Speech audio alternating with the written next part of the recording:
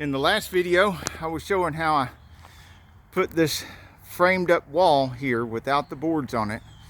I put the framed up wall up here by myself and some mistakes I made and how I got over that.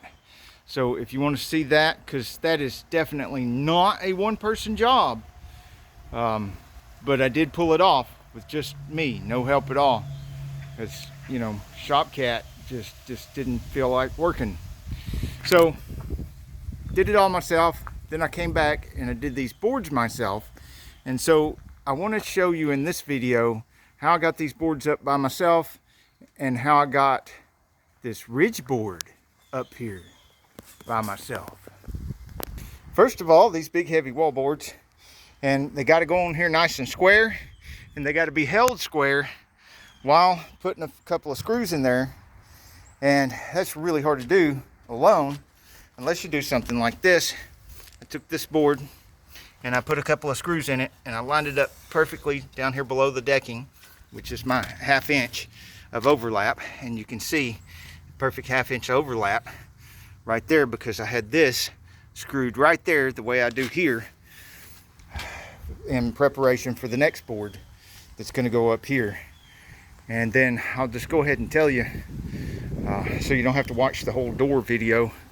I'm going to put that board up, put a few screws in it, and then I'll go in from behind and mark out my doorway, take it back down, cut it, and then put my piece back up and save that cut piece for the doors. Now moving on to the ridge beam, which luckily is not a really heavy ridge beam. It's very awkward because it's 16 foot long, and that makes it want to tip and tilt and twist and all kinds of stuff, and it's just a real pain in the butt. But you can already see that I built these mechanisms here to support it and hold it perfectly square and in place.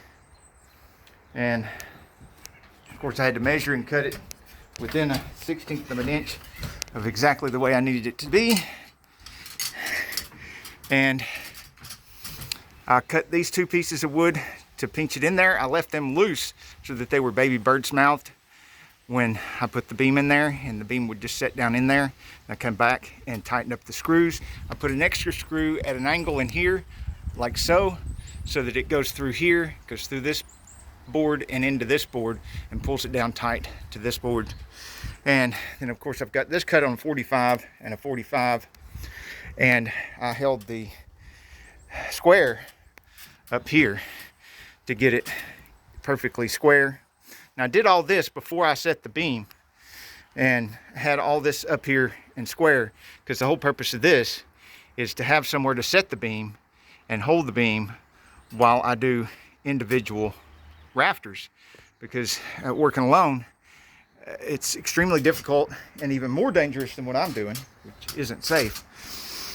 It's even more dangerous to try to do prefab trusses all alone on something like this. It's 12 foot wide, so I just don't feel comfortable doing alone prefab trusses anything more than 8 foot, and when you get down to 8 foot and below, it's just too fast and easy to build the joist. So most of the time I just end up doing, you know, I guess what some people would call stick build, just doing one board at a time.